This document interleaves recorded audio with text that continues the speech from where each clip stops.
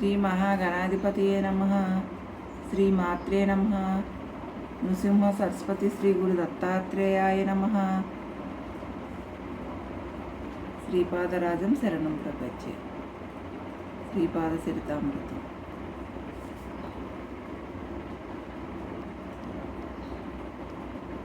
అప్పటి నుండి నరసావధానులు జీవన పరిస్థితులు క్షీణించసాగాను. అతని మాటను లెక్కజేయువారు లేకపోయిరి. పూర్వము అతనిలో ఉన్న వర్చస్సు ఇప్పుడు మరుగాయను.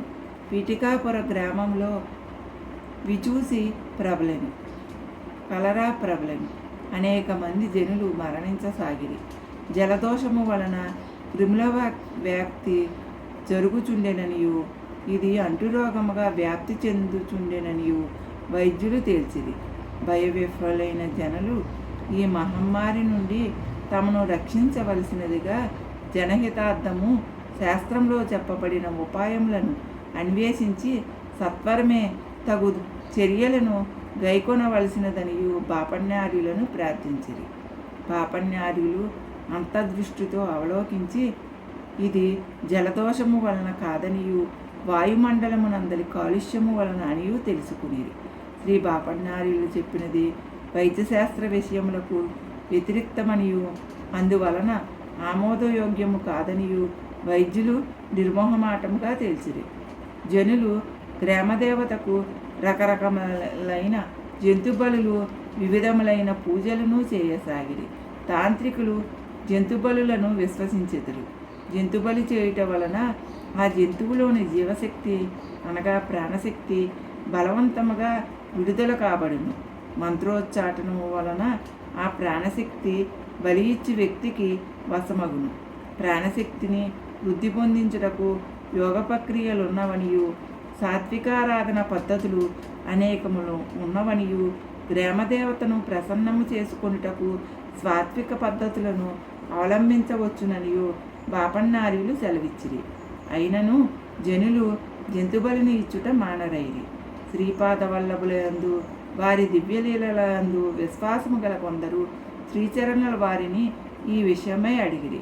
అంతటా శ్రీచరణులు గ్రామదేవతకు బలిని కోరవద్దని తాను ఆదేశించినట్లును ఆ గ్రామదేవత శ్రీపాదుల వారి ఆజ్ఞ మేరకు సముద్ర స్నానం చేయుటకు వెళ్ళిననియు కేవలము పాల పొంగళ్ళు సమర్పించిన రక్షాకాళికారూపము శాంతించుననియు ఈ విషయమును గ్రామ ప్రజలకును పరిసర గ్రామ ప్రజలకును తెలియపరచుటకు చర్మకారునొకను పిలిచి చర్మకా వాయిద్యముతో దండోరా వేయమని చెప్పవలసినదనియు తెలియజేసిరి.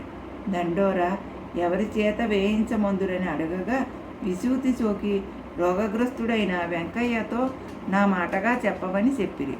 శ్రీవల్లభుల వారి విశ్వాసులు వెంకయ్య వద్దకు పోయిరి. వెంకయ్య మరణావస్థ స్థితిలో ఉండెను. శ్రీచరణుల వారి ఆజ్ఞను తెలుపగా అతడు మూర్ఛిల్లెను. ఒక గడియ చేపటికి ప్రకృతి స్థితుడై సంపూర్ణ ఆరోగ్యవంతుడయ్యెను.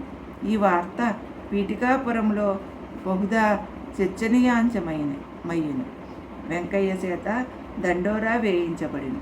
శ్రీపాపణ్యార్యులు జలంతో నిండిన పెద్ద పాత్రను తన సన్నిధికి ముంచమని చెప్పిరి. క్రిములను సంహరించుటకు తగిన మంత్రములను ఉచ్చరించిరి.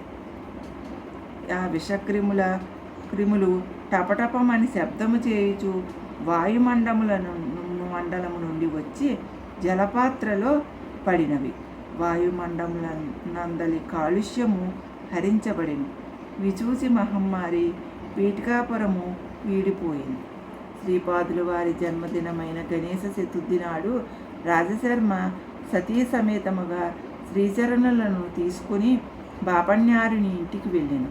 శ్రీ బాపణ్యార్యులు శ్రీవల్లభుల వారి పాదపద్మములను పరిశీలించి శుభలక్షణములను యత్నించుచున్నప్పుడల్లా వారి కండ్లకు మిరుమిట్లు గొలుపు కాంతులు మాత్రమే దర్శనము ఇచ్చుచుండెను.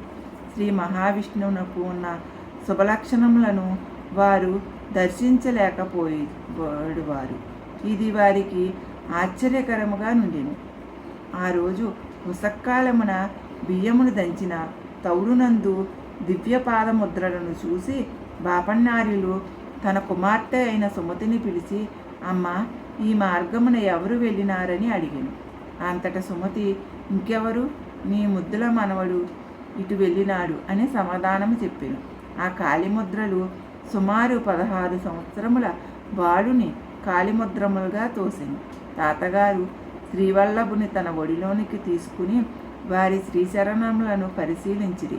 ఇదివరకు కనులకు మిరిమిట్లు కొలుపు కాంతులు ఇప్పుడు కానరాలేదు. స్వస్పష్టముగా తను స్వయముగా దత్తావతారమని సూచించు శుభలక్షణములు వారికి దర్శనమియ్యసాగిను.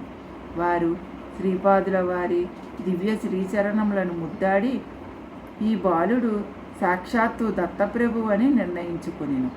అప్పుడు బాపన్నారుల వారి నోటి వెంట అప్రయత్నముగా కొన్ని పదములు ఉచ్చరించబడినవి. వాటికి ఛందోబద్ధత గాని వ్యాకరణ దోషరాహిత్యము గాని ఉండనవసరము లేదు. తాతగారి కనుల వెంట కారు కన్నీరును శ్రీపాదులు మౌనముగా తుడిచెను. కొంతసేపటికి శ్రీపాదుల వారు ఇట్లనిరి, తాత, నీవు శ్రీశైలమునందు సూర్యమండముల నుండి శక్తిపాతము చేసి మల్లికార్జున లింగములోనికి ఆకర్షించితివి.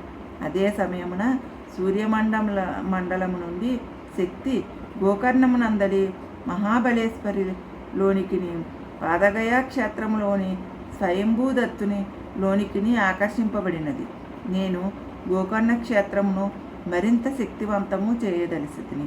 జీవులకు సంబంధించిన అనిష్ట స్పందనలను మహాబలేశ్వరుని పరమేశ్వరుని ఆత్మలింగములోనికి లయము చేసుకుని శుభస్పందనలను ఆశ్రితులకు అందింపజేయుట నా సంకల్పము. అదే విధముగా దర్శన మాత్రమున ముక్తిని ప్రసాదించు శ్రీశైల మల్లికార్జున లింగమును కూడా శక్తివంతము చేయదలిసితిని. నీవు సత్యఋషివి. యతిరూపముననున్న నాకు అమ్మ పాద నమస్కారము చేయుట వలన నేను అల్పాయుషులను కాజాలననియు తీర్మానించితివి.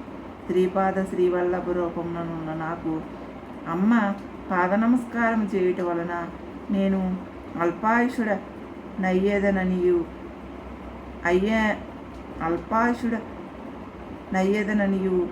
నేను వక్కాణించితిని. మన ఇద్దరి వాక్కులకును వ్యాఘాతము కలగకుండా నేను 16 సంవత్సరముల పర్యంతము మాత్రమే మీ ఇంట నుండదలిసితిని. సంసార బంధముల నుండి విముక్తిని పొందకోరు ముముక్షువులను అనుగ్రహించవలెను. నేను చిరంజీవిగా నుండవలెనన్నది నీ సంకల్పము కనుక దానిని తప్పక తీర్చెదను.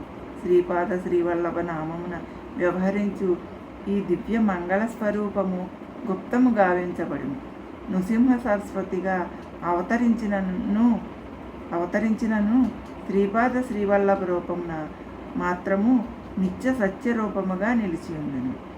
నృసింహ సరస్వతినై అవతరించి శ్రీశైలమున కదలీవనమందు 300 సంవత్సరములు తపమాచరించి ప్రజ్ఞాపురమున స్వామి సమర్థుడనై అచ్చటనున్న వటవృక్షంలో నా యొక్క ప్రాణశక్తిని ప్రవేశపెట్టి శ్రీశైల మల్లికార్జున శివలింగమందు విలీనమయ్యదను.